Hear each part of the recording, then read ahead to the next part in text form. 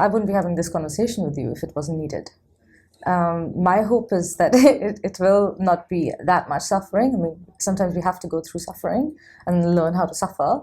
That's important. And it is like with deep compassion and feeling this compassion for others that a lot of people like me are coming up and saying, okay, we need to do this properly because there has to be a framework, like psychedelics also in the culture, not just in the therapy. But I don't think that's the problem. The problem is that the fact that we are actually living in this very dualistic self and other world.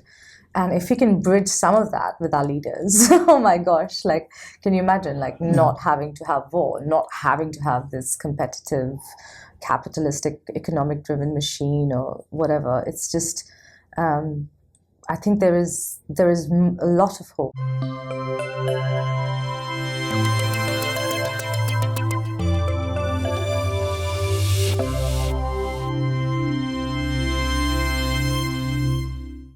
Hi, everybody. I just wanted to say that I recorded this interview with the brilliant psychedelics and meditation researcher Naina Eira Gupta at a psychedelics conference in Stockholm. So the setting was a bit out of the ordinary, and that's why the cropping of the video is suboptimal, let's put it that way. So when I'm in the picture, you can barely see the tip of my nose, but most importantly, you can see Naina and you can hear Naina because the sound is good, or at least okay, I think. I hope you enjoy the episode. So welcome everybody, and welcome Naina Eira Gupta. Yeah, thank you.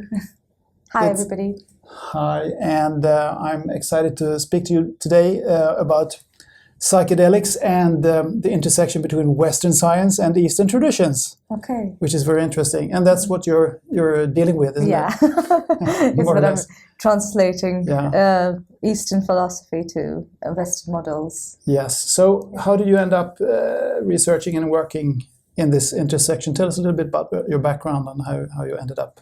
Oh wow! Do you want to know the inner story? Okay. Well, when I was younger, I had very profound psychedelic experiences that completely shifted my perspective. This feeling of like unity, where I kind of felt like there was this interconnection between all beings, all things, and it shifted what we call the ontological shock in psychedelic research. It shifted my way of being in the world. And I needed to figure out, how do I deal with this? How do you integrate such a thing? I was very young, so somehow I ended up in the Himalayas, and I learned from the Buddhist monks how to mind train myself. And that's been a journey for now 20 years, more than that maybe. And that's what I've been doing. I've been just integrating and learning the practices. And now I'm very deep into the whole meditative aspect of it. Yeah. How to mind train, and it's completely transformed my life. So that's why I just have to do it. There's no choice. Yeah, many testify that this is what's happening. Yeah. So your current research project is called Mapping Unitive States. Yeah. First just talk about where you are, where your research is being conducted. Oh, okay. You're in right now I'm working with the University of Exeter and Harvard University at the meditation research program with Dr. Matthew Sackett, and in Exeter I'm working with Dr. Leo Roseman, Dr. Peter Hughes, and Celia Morgan. Wonderful supervisors. So I really get to work in the intersections with my professors from Exeter, working on the psychedelic research aspect of it, and with philosophy as well. And that Dr. Matthew Sackett from Harvard is very much based on advanced meditation research. So that's where I'm working. And so how mapping unitive states is the word. Yes. You also talk about modes and modalities, but this is states. What is it? The unitive state is basically an umbrella term for the psychedelic experience.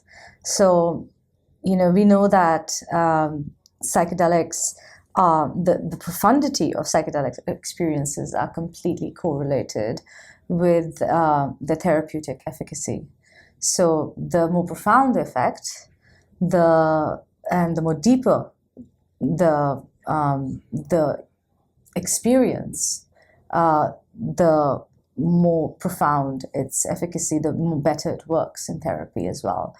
So the unitive state is just an umbrella term for these kind of experiences where you feel interconnected, where your subject-object understanding is dissolved. So you get into these more sort of connectedness states, like I talked about, like my experience. So those are the unitive states, and I'm mapping them to see how can we direct, like how do we point towards what those states are, and how do we get towards those states and turn them from states to traits, and what I call a mode of being in the world, and what the Buddhists call non-dual awareness, which is a modality of being, a mode of being, rather than just a state or a trait. So. And you are a practicing Buddhist yourself? Yes, in Vajrayana Tantra. Yeah. Yeah, and also it's basically Anuttara Yoga Tantra, we say, in the Tibetan tradition of Gelug, and I'm also practicing with the Kagyu and Nyingma with the Dzogchen and Mahamudra as well. So they are more like direct paths as well. So Tantra and more the direct path of cutting through to reach these kind of modes of being. So where would you say that Western psychedelics research in this case, or Western research in general, overlaps with Eastern traditions? How can they, I mean, East is East and West is West, and never the twain shall meet, as it's said, but there are some overlaps perhaps. Or, definitely. And more so perhaps. So to start with, I can say that, what psychedelics do is that they trigger this disruption in the self-narrative process. So the story of I, me, myself. So this is why psychedelics work. And meditation, it trains this disruption in the self-narrative process. So it's interesting because they're doing exactly the same thing. So hence they're very complementary to each other. Meditation and psychedelics. Yeah, like in some advanced meditations, non-dual meditations specifically. But what's interesting, what you say is that the East can't meet the West. But when I look at it from a philosophical angle, or even a historical angle, there's a very good book by a man called Prasenjit Dwara, amazing work where he talks about how the history of the East and West is completely intertwined. And it's always been so. So even if you look at your philosophers like Schopenhauer and Nietzsche, they were always looking to the East as well. So that a lot of their philosophies were East-driven. A lot of the original philosophy, like there's a lot of research done on, again, it's contentious, but arguably the Greeks and the Buddhists, they met. So a lot of the Greek philosophy and the Buddhist philosophy is also intertwined. So I don't see a split. Heidegger, for example, is another example whose philosophy is very meeting the East. So they're not two distinct worlds. They're very co-emergent. And with psychedelics especially, because in the psychedelic culture was very influenced by the East. I mean, you have from Huxley, who was involved with the Vedanta Society. Vedanta is more a Hindu tradition? Yeah, but very similar to non-dual traditions of Buddhism. Yeah. They have similar origin stories. And you have Ram Dass and Alan Watts and whatnot, and it just completely changed, obviously, the psychedelic culture, even with music, with the Beatles and whatnot. So it's not completely far away from each other. Even the New Age is very much looking to the East with yoga and all that. So it's always been there. We're just trying to make it more rigorous and not like just contextualizing East and putting it into the West. Or let's really bridge it with the dialogue. And that's kind of what I'm trying to do, to be that bridge in that way. That's so interesting that you say that, and I think you're right. If you go, I mean, the further back you go, the less there is a divide between East and West. I believe. Yeah. If we talk about the Hermetic tradition, for instance, the Hermetic principles. I mean, they come way back. Yeah. And some people say that it's maybe it all comes from Egypt, which in turn got it from somewhere else very far back. But anyway, so yeah, thank you for saying that, because sometimes feels as if we have maybe it's more like the West has forgotten its heritage here in this respect. I mean, I'm not sure if it's forgotten it. It's also built on like very Cartesian models that changed and split the mind and spirit. That's what happened. At least that's what we talk about from a philosophical perspective as well. Science became its own thing, very mechanistic, physicalist, so we can't talk about the mind because that's in the realm of God. So that church was given that. Yeah. And then Nietzsche came and killed God. Yeah. And then what do? We don't have any spiritual tradition left here. So we need to, we're going through this meta crisis, the meaning crisis happened because we don't know where to look to for that spirit. And then psychology was invented in the West because we needed something, right? Yeah. I mean, if you look at the early psychology, it was quite... that was quite spiritual. Interesting. Exactly. Like very William spiritual. James. I know you mentioned William James in your speech. Exactly. So psychospiritual in a way. Then it became more mechanistic. Also, philosophy kind of died down because you can't talk about what you can't talk about. So we don't talk about the spirit. So it became almost like a forbidden thing, something that you should be ashamed of even. And it became, it's also split into like when Christianity kind of died and most people have become atheists as well. So there is a meaning crisis, of course, and Christianity has marginalized itself, although culturally you are Protestants. So it's, your worldview is Christian. So as I see it, especially in Scandinavia. So that's very interesting. Yeah, because many Scandinavians wouldn't realize that, I think. Yeah, because you have guilt and shame so embedded in your culture. It's very Lutheran also. Exactly. And and that guilt and shame is not something that comes from the East. I mean, so from the East. It's a very Christian framework. So it's interesting. So because you've lost the spirit, and that's the meaning crisis. Really, that's how I see it. Yeah, but I think this is a big topic, of course. But I think because Scandinavia is interesting, especially Sweden is a very secularized country. But if you ask people, I mean, deep questions about what they think about life and what the meaning of life, and if there is anything beyond death and all those things, most of them are actually not so materialistic in their hearts. But they claim that they're not religious, but they might be something else. There is something. There's a lot of seeking. There's a lot of seeking, yeah, I think so, if you scratch on the surface a little bit. So what about now psychedelics that you are studying in combination with the Eastern traditions here? I know that in shamanic traditions there is plant medicine. It's a part of that therapy and that tradition, but maybe in these Eastern traditions they don't really.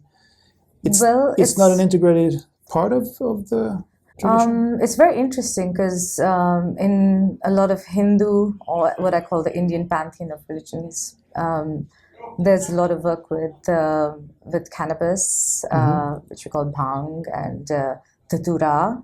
So more in the tantric traditions, there's a lot of use of psychedelics.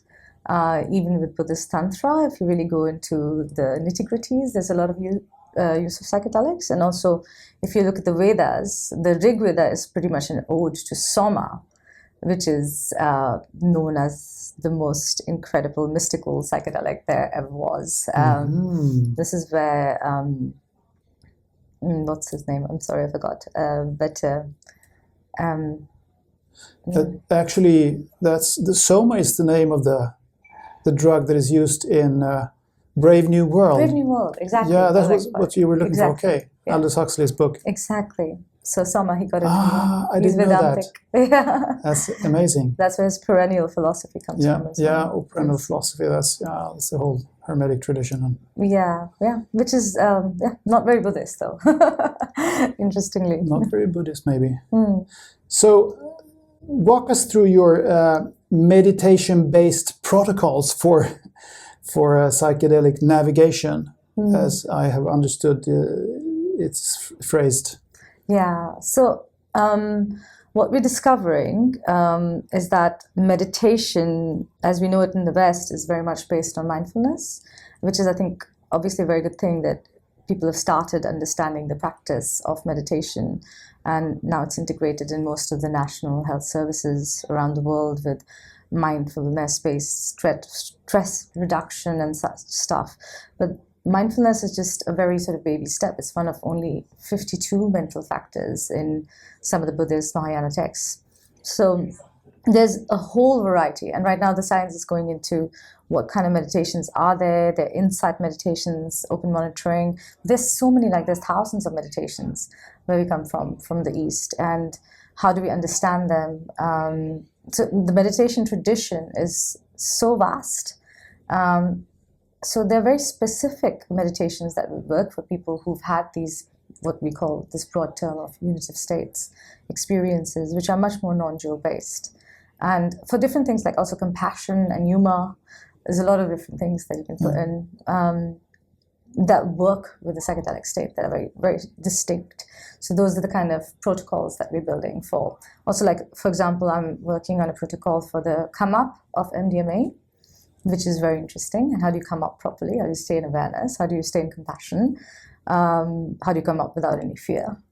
You know, so that's a very interesting one. And then, of course, preparation. There's a very beautiful paper written by Rosalind McAlpine from UCL, who I collaborated with, and Harvard, where we found out that compassion meditation and humor are the most important things for the preparation. But of course, going much more deeper than that, there's a whole framework to it as well. It's not just meditation, it's also the view, which is the pathway. How do you orient yourself, orient your perception to learning these meditations, or the kind of way we look at things as well, which is a whole big topic, I think, the view. Yeah. But what's the goal here, or what's the point? I almost said. Is it to kind of combine meditation with psychedelics and achieve some kind of combo effect here, or? Yeah. So when you experience these kind of states, with psychology, we've been at this conference in Borealis. There was a lot of talk yesterday about that we don't have therapeutic modalities on how to deal with these states. But this tradition has maybe more than a couple of thousand years lineage on how to deal with these states. How do we look at these states? How do we process these states? How do we integrate these states? So the literature is there. How do you translate it into a secular context? So that's what I'm trying to do. So the whole goal is that how do you operationalize, in a way, these unitive states? How do you stay in that state? Because everything becomes almost like commentary to that state, because the profundity of the state is so deep that you don't know what to do with it, you know? It can be both positive and negative. It can take you into, I found God, eternalism, or nihilism, which is like everything is meaningless. It doesn't exist. I saw nothing. I faced the void, and I'm the only person alive. So solipsism, even, it can go into. With therapy, of course, there's more positive experiences. They're very therapeutic, psychologically therapeutic, but people are always trying to like get back to that state as well. So that's also something you need to look at. Why do we want to get back to that state, and how are these states helping us? And that sense of compassion towards others. Sorry.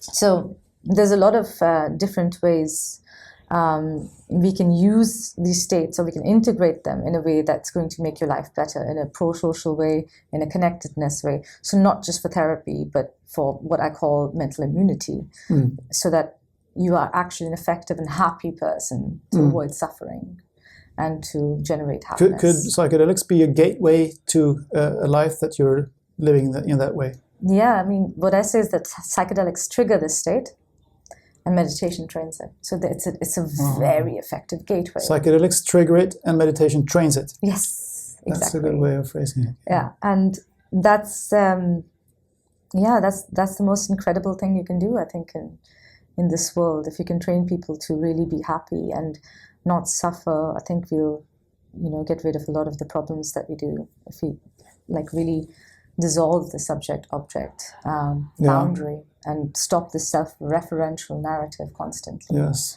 So, the baggage that you're carrying, like a rucksack all the time. Yeah, exactly. Constantly reminding yourself that I'm this person, and I have this job, and I have this family, and I have to. And if I stop thinking about it, it will be, terrible or something. It's crazy. This is why psychedelics work. Yeah. Because they disrupt this completely, and you're like, oh wow, okay, this. It's just this. Yeah. I'm just here. Yeah, that's it. And there's no time. It's just a story. Yeah, yeah. Everything you have is just a story, and that's what meditation trains you to do, to see it with awareness. And we're like, oh, okay, this is. I don't have to actually jump into that feeling. I don't have to be reactive to that feeling because it's just a story. Yeah. And you become so much more of a effective human being with yourself. You fall in love with the world. Everything becomes like lighter, and you feel very like you don't feel that much distance between you and the other. Yeah. Good for wars, to save us from wars, and good for everything really, like leadership. And, yeah. Do you have any world leaders in your ranks? I mean, your studies. No, I'm just joking. So His Holiness the Dalai Lama. So he's an incredible world leader. We got the Nobel Prize. Who's that? Dalai Lama. Yeah, of course. We got the Nobel Prize. Yeah. Peace Prize Yes. as well. Well, he's not leading one of the big powers, but he's an influence, though. He's an influencer. That's true. Yeah. So what are the results so far from your trials? So I'm not doing trials yet. Yeah. Okay. Because we're at the stage at the moment that it has to be non-clinical, because the hypothesis has to be built first. Yeah. So it's a very hypothesis building study at the moment. There will be trials after, but at the moment we're just trying to get the language around it correct. Okay, this is what a non-dual awareness is. It's a mode of being. It's not a state. It's not a trick. It's a mode of being in the world. We're trying to figure out which meditations, how do you name them in English, what is awareness, what is loving compassion, what is wisdom, what does it mean, all these things. So right now, just making the framework, how do you contextualize a contemplative framework to psychedelics? So you make the framework, and then will come the more randomized controlled trials. And of course, for now, the meditation protocols, we have some good ideas about what could work and what couldn't, and then we can test those. And then the framework itself will be tested with randomized control trials, and then we can go into clinical trials as well. So it's still. So what's the end goal? What's the you're aiming for this being utilized, being applied in psychiatric clinics, for instance, or in, so I'm hoping, society in general? Yeah, so both for non-clinical populations and clinical. What I hope for is that people have access to mind training, because it's deeply, deeply transformative. And to have this kind of framework, which is backed again, like it's not just my framework, it's backed by science, by the neuroscience, by psychology, by the root texts. If it can sort of align together, this is what we're looking at from every angle, and point towards it, points towards this non-dual awareness experience, this mode of being. Then we have something that we can actually translate into the Western model. So I'm hoping it'll be something like mindfulness to stress and anxiety. Now, this would become the mind training model of how to be in the world, really, with the help of psychedelics.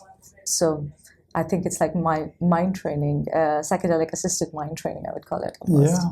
For resilience, not just therapy again. Great. Yeah, resilience is really... Mental immunity, I call it. Yeah. Good word. Good term. So would you say that there is a difference between different kinds of psychedelics, that they have very different. Yeah, and which ones would you recommend in this context?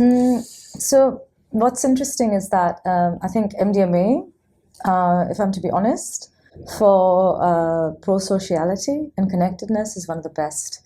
There is, it's very easy, very little bad experiences. It's the most beautiful thing. There was a really cool monk who took part in Rick Doblin's studies with maps, and he said that monks, they meditate for 10, 20 years, and they still don't come to this place, and they're trying to reach this place of bliss. And if you can see that with awareness, bliss and awareness, what we call emptiness and bliss, that's the path that will get you to non-dual awareness. So the insight is important, but we're not supposed to focus on that. So that's just a tool. MDMA is really good. Another one that really is fascinating for me, although I haven't tried it, is 5-MeO-DMT, because it seems phenomenologically very close to 5-MeO-DMT. It's 5-MeO-DMT. 5-MeO-DMT. Okay, that's from the bufo toad. Yes. Or frog. Yes. I don't know if it's a toad or a frog. Toad. A toad. Okay. I think so. Yeah. And so we have the synthetic version of it as well. in what we're doing in trials right now with Chris Timmerman's research, for example. And he's also working with advanced meditation practitioners to see the difference between 5-MeO-DMT states, which is described best as everything and nothing, and non-dual awareness states. So it's very early stages. There's only been a few case studies again. There'll be more bigger studies coming in collaborations with many different research centers, like the Contemplative Research Center and in Harvard, and all the psychedelic centers that are here. So that's a very interesting one as well, which I'm really looking into. I think all psychedelics are very helpful. If they shift your perception, you're going to be able to see that there's more to the world. Yeah. Yeah. So. And meditation also can, of course, do that, but maybe not as quickly and not as effectively. Effectively. It's very difficult to meditate. Yeah, I try every morning. Well, I do it. I shouldn't say try, I do it, but I don't have any specific method. I just do what some people call natural meditation. Often I have time, so I can sit there. What is natural meditation? Well, not not focusing on your breathing or having a mantra or anything like that, but just kind of trying to wait for the thoughts to dissipate or just go away and just enter that kind of void state. So you're sitting in presence, basically. Sitting in presence, I guess, would be a good way. And do you just watch your thoughts, or do you monitor them? Yeah, I watch them. Well, at first they're, as they normally are, just wandering to and fro, and then they're I kind of distance myself from them a little bit and watch them, as you say, and then they kind of get tired of arriving. That's interesting. So you're doing basically open monitoring, or open presence even, I would say. They're distinct. The open presence is much more you become present of all your senses, and you don't label anything that's happening. But open monitoring is like you're watching your thoughts. So it's what we call object-oriented meditation. Open monitoring, and this is when you go into open presence, it's more subject-oriented, which is, this is Mingyur Rinpoche's framework of it, just to say. But the open monitoring is when you just watch your thoughts, but you're separating the awareness, the observer, from the observed, i.e. the thoughts, which is object. So you're orienting yourself separately. And that's the first step to meditation, which is really good, because the deeper the awareness gets, the better you are to deal with, the easier it is to deal. Have you found any benefits from that? Well, yeah, I mean, at least on a daily basis I have, I guess the most important shift in my life has been that I generally have a more spiritual view on life, and that I'm just here temporarily, and that, I mean, I don't get that nervous, that afraid anymore about anything really, because I'm not afraid of death. I mean, that's the most basic thing. But then the meditation thing, I think, helps me get through the day a little better. It does feel easier and lighter when I get out of it and come out of it and begin my day. It feels better. It feels calmer. Less reactive? Less reactive, and I'm not that, I'm not stressed about anything that I'm supposed to do this day, because before I started with that, the first thoughts that you have in the morning when you wake up might be that, oh, today I'm supposed to do this and that, I haven't called that person, I haven't done this and that. I don't have those kinds of thoughts until maybe a little bit later then. I have a cup of coffee and I sit down so I think that's the benefit. Yeah, that's really beautiful. It is. Would you say it's transformative? Yeah. It is on a tiny scale. Yeah. I mean, you should look into Mingyur Rinpoche's work with practicing anytime, anywhere. Yes. Well, I have moments. done that a little bit as well. When I'm out traveling and waiting for buses and stuff like that, you can kind of just go into that state. Isn't that the goal in a way, that you should be able to reach these states wherever and whenever? You shouldn't need psychedelics. You shouldn't need even meditation. I mean, yeah, absolutely. That's my training. Yeah. And psychedelics are just a tool. It's just a tool. Is it cheating meditation in a way? Yeah, we love cheating then. But it's really great. It's a shortcut. For some people, in the beginning, yes. And the good thing is that it's not addictive, so you can. Yes, it's not. No, that's a very big misconception. Of course, if you look at psychedelic research, because if it were, it would be difficult to just quit it and start meditating instead. Yeah, no, psychedelics are not addictive drugs like that. It's not. I mean, we have so much now, 10 years or more, just in our generation of research with psychedelics being very beneficial therapeutically, even just on their own, really. Even if you don't have the practices around it, because they take you away from the self-referential narrative, and that because the experience is so profound. But of course, we need to have a scaffolding around these experiences, because you can't go around having people go into these mystical states and not know what to do with them. That's true. Yeah, whether positive or negative. Yeah. So that being said, psychedelics are a medicine in many ways. You could say. I don't think they're dangerous in that sense if they are scaffolded well. Yeah. Not in a recreational setting all the time, though. So careful with that. Right. So what would you say is happening in your soul or your inner world when you're meditating or taking psychedelics for that matter? What would you say is, I mean, this is an ontological question or an epistemological question, perhaps? I don't know. I think it's difficult to differentiate between those terms, but it has to do with the view of what reality is. Yeah. So what's happening?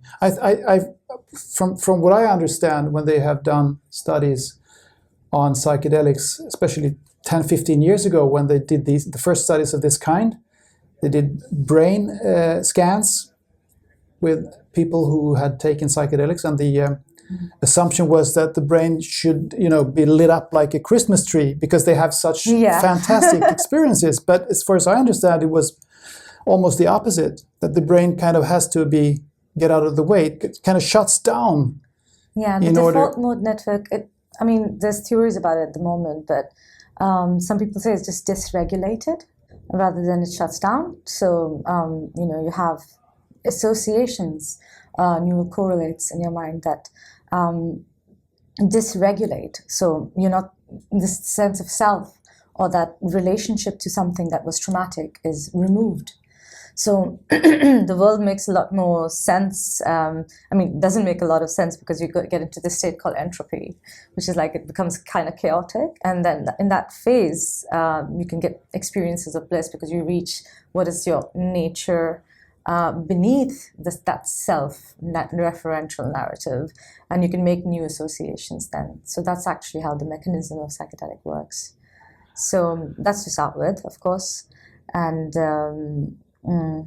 sorry, what well, I guess my question is, what do you think is happening here? If the brain, if it is, what's your base? You're a Buddhist, so your basic worldview would be that the base reality is non-physical, or? Okay, my metaphysical proposition. Yes, so your metaphysical proposition. What is it?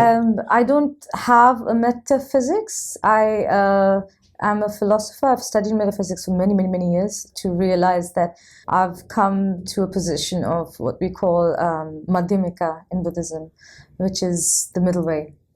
So where we have ontological suspension, which means that it's basically a very radical, deconstructive philosophy. So anything you say, okay, if this is a proposition, then it's we use this logical formulation called tetralemma, which is a fourfold logic, because usually in Western philosophy we use a twofold logic. And this is getting a bit abstract, but it's interesting. So something is not this, and something is this. Something is both this, and something is neither this. So you have this fourfold logic. And if you put any idea or concept to it, it'll sort of deconstruct it. So it's a radical deconstruction. So when I'm putting in my own metaphysics in there, it is both and neither, always. So you're dealing with the relative and ultimate reality. So within cognition, you can't have a metaphysics because you're too limited by just your mind to have that sort of experience. So if you want to go into non-dual understanding, it's beyond cognition, it's beyond dualistic language, it's beyond dualistic thinking even. So that it comes in more of an ineffable sort of domain. So in that sense, there is no metaphysics, and you're kind of facing this fertile void, as Christian women would put it. We heard that. So that's a very interesting place to be as well. So you're facing this understanding that there is only the void, but it's not like nothing. It's everything and nothing, very much like the 5MEO experience. It's everything and nothing. It's basically what my teachers say is like unbelievable potential. That's where it comes from. So it's not a metaphysics per se. It's more like an experiential, soteriological insight to liberate yourself from dualistic thinking, which is the cause of this suffering that we have, separation that we feel, the subject-object duality. Yes. Yeah. But how do you see or interpret then near-death experiences, for instance, and also terminal lucidity and things like that? If you're familiar with that, well, yes. we can talk about NDEs, because that's then obviously the brain is shut down because they're flatlining in most of the cases, and cessation. They're clinically dead for 5 or 10 minutes or so, and then they come back and wake up, and they have such incredible experiences, and they can sometimes even tell what is happening at the other end of the hospital where they're lying, whether in an operation room, for instance. Reality is fascinating. Yes, it is, isn't it? So I mean, that's. I mean, if you ask me from a tantric perspective and not a scientific one, so I have to take off my scientific hat and put on my tantric hat. It makes total sense. So it makes total sense. I mean, we have a lot of those kind of experiences, what we call the bardo states, you know. So you're not fully dead, you're not gone to full cessation stages, but you're kind of in between. With 5MEO as well, actually, experientially, you see the white light. And that's, I think, the beginning stages of the bardos as well. So even in my retreats, when I go into lucid dreaming, there are experiences of my teachers coming into my dreams, teaching me teachings. Next day, they'll teach me teachings, continuing from the dream. How does that happen? So it's very transpersonal in some way, experientially.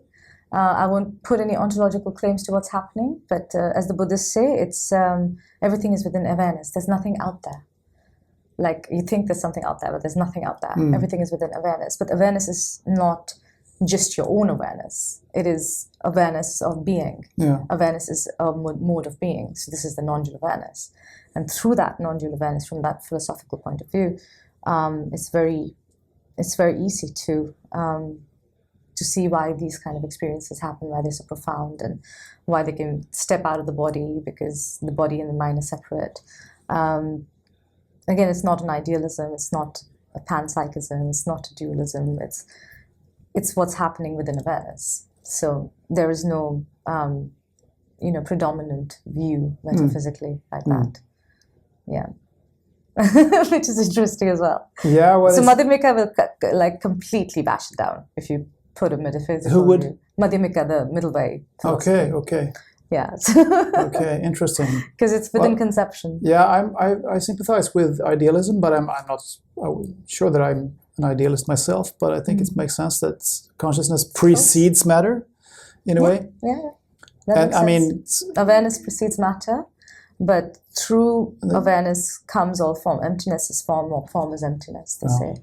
So form and emptiness, they're co-dependent arising. Yeah. So like they arise interdependently. They're not separate. So it's a relativism as well. Yeah. So both arise as the same, but you cannot box it down. No. It's impossible. Forget about it. There's no certainty. There's only the fertile void. I thought we were going to get the answer here now. But that is the answer. That is the answer. That is the answer. There you go. That's the fertile void. You cannot pin it down. You're not allowed. If you pin it down, then you get lost in concept and you rarefy it. That's kind of a relief as well, if you think about it, because it's total liberation. Yeah, it's liberation to know that you can't know. No, you can know, but you cannot put it into thoughts and concepts. No, right. You can feel it. The feeling of freedom. The feeling of freedom. Liberation is so vast, so deep. I mean, it's all that drives a lot of us. So yeah. What's your meditation practice yourself? It's actually, firstly, it's Tantra, Buddhist Tantra. So I practice in the Galuk tradition. My teachers His Eminence Jado Rinpoche, who was also the teacher of His Holiness and the Dalai Lama, and also the ex-abbot of the Namgyal Tantric College, His Holiness's monastery. So he teaches me Kalachakra Tantra, which is space-time Tantra, which is interesting practice. And then I have Mahamudra and Dzogchen, which is coming from my teacher Mingyu Rinpoche. So I practice in between those two. Right now it's very much a lot of lucid dreaming practices and Mahamudra and Dzogchen. Okay, so you're training yourself to have lucid dreams. Yeah, that's what Tantra trains you to do. Okay. It's a part of it. You have to do dream yoga. It's a part of it. It's very, very easy, actually, dream yoga, lucid dreaming, if you know how to train it. It's one of the easier practices. So what can you do in your lucid dreams? You can do anything? Yeah, but the interesting thing is when you does it have an effect on your waking life when you wake up then? All the time. All the time? In what ways? Sometimes Give some a examples. lot. Like it's, but the thing is that when I lucid dream, it's not that I control my dream. I don't want to do that. I want to go through the dream. But you're aware that you're dreaming, but you still let it kind of flow. We practice emptiness meditation. So we see it as a dreamlike reality, but I'm also involved and I'm aware in the dream. So I'm letting it happen. Open presence. So that's a practice. You're always practicing in some way. It's like if you can practice emptiness, they say in your dreams, that's like 1,000-fold of you practicing for an hour in the day, because it's just so much more. And then you're in that awareness all the time. You can train it. It's trainable skills. I think it should be used for psychedelics as well. So, because their psychedelic states are very dreamlike states as well, like lucid dreaming, very much so. So I think it's very interesting. And Mahamudra, I think it comes a little bit later. Or you can start with that, but that's more for where you actually, that's the non-dual practice of becoming. It's what we call reflexive awareness. So you talked about awareness and object-oriented, and reflexive awareness is when you become aware that you're aware. So I took you through in my talk as well, through are you aware that you're aware? Yeah. And you cultivate that. And you sit with that. Because that turns awareness upon itself, and then you understand the nature of your reality, which is the nature of your mind, which is reflexive awareness, which is awareness. The awareness is it. That's the sort of pointing out instruction. What about dream life in general? Should we pay more attention to our dreams? I mean, if you want to, it depends. What is it? What's happening? I mean, besides lucid dreaming, ordinary dreaming. What is that? I won't impose my ideas on anyone. I think it's very important that people have their own way to be in the world. So if you are very atheistic or don't have any relationship to dreams, I think it's important that you do your own practices. If you're attracted to it, you should be called to it like, okay, I want to get into the dream world. And I think it's very useful to use the dreams for practicing. You can also use them for symbolically to what's happening. I mean, in Buddhism, it's all symbolic. Everything is symbolic and synergetic, and crazy things happen, and it's a very magical world. Like, I'll meet somebody, and then 2 seconds later, they're doing the same work as I'm doing, just on the street, like things like that. Like it's so much synchronicity happening. Then I see people in my dream, meet them the next day, like how weird stuff. Lots of, and then you can have like dreams with people, like somebody sees you in their dream and you see them in the dream, and then you have to like connect and all this shared dreams. That's really cool. Yeah, exactly, and that's the thing, and that's very exciting. I find it like a nice little game, really. It'll guide you on your path if you want it to. I basically use it for practicing more emptiness, more liberation practices. The symbolism is nice. I think there's a stage for that as well. If you're interested, if you're intrigued to go into it, that's fun. Why not? As long as you're having fun, that's the most important thing. If you're not having fun, you're not doing the right thing. So that's the base of all practice. Yeah, love that. Yeah. So do you think that this is, taking psychedelics and practicing meditation and other forms of spiritual practices like Buddhist type of traditions, do you think that is conducive to a more peaceful world in general? I think it's one of the most important things that can happen for us. I mean, that's why I'm in the field. In the East, we think the most important thing is enlightenment. That's what the practices are there for. The fact that we're even looking at advanced stages of meditation, the fact that we're looking into deep states with psychedelics, the fact that we're allowed to do that today, rather than suppress it for a consensus reality that we build up, that's the greatest gift. So you're hopeful that this is going to... If there's any hope, it's in this. Yeah. Because, I mean, many people look at the world today and don't find very much hope in it. I mean, I tend to be a little bit more optimistic, and I think that a lot of the problems that people see is that we're becoming aware of them now that we weren't before. The lid was on before in another way, in a way that it isn't now. But still, it's very chaotic and messy, turbulent. That's why the training is important. Yeah. That's why it's coming. Yeah. I am not bringing it. It's like coming through me in a way. I could say I'm a vessel for it. I wouldn't be having this conversation with you if it wasn't needed. My hope is that it will not be that much suffering. I mean, sometimes we have to go through suffering and learn how to suffer. That's important. And it is like with deep compassion and feeling this compassion for others that a lot of people like me are coming up and saying, okay, we need to do this properly, because it's also been going a little bit off in the new age as well. There's a lot of contextualized work that is happening. There's a lot of good things as well, but there has to be a framework. Like psychedelics also in the culture, not just in the therapy, are very chaos-inducing, but I don't think that's the problem. The problem is that the fact that we are actually living in this very dualistic self and other world. And if we can bridge some of that with our leaders, oh my gosh, like, can you imagine, like, not having to have war, not having to have this competitive, capitalistic, economic-driven machine or whatever. It's just, I think there is a lot of hope, and that means our work is also very, even your work, you know, it's very pertinent in these times. It's, yeah. So that's why we're doing it. I agree. Wonderful. I love that you say that. And but of course, if you look at countries that are nominally at least Buddhist, Hinduist, and so I'm not sure that they have been more peaceful than other countries. But maybe that's because people aren't. I mean, they're just Buddhist on paper. Maybe not. They're religiously Buddhist. Religiously Buddhist. That's exactly. Religion like, is country divisive. like Thailand, for instance, has had a lot of coups and civil strife and stuff like Lanka, all these places. Yes. But there's a difference between being religiously Buddhist and not practicing, and then being a practitioner. But what also gives me hope is that, you know, there's a few people who practice something. For example, in Tibet, that was interesting.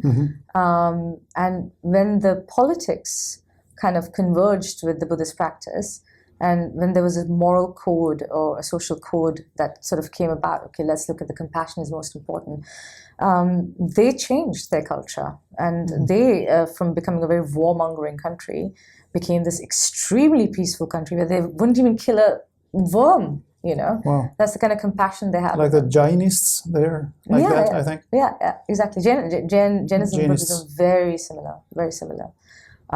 All similar roots, you know, so in the East... where was that you were talking about now? Where was that? In Tibet?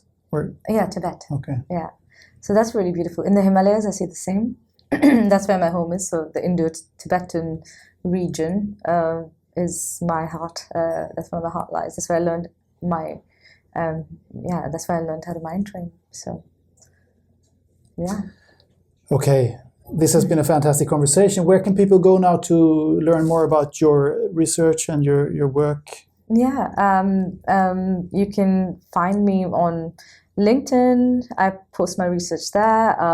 You can find my emails and all that on my Exeter email, but you can just type my name and find it. I have a lot of socials and stuff as well. Okay, I'll put links in the description as always. Yes. Thank you so much for being here, Naina, and good luck with your exploration. Yeah, you too, and all of you. Yes. Okay.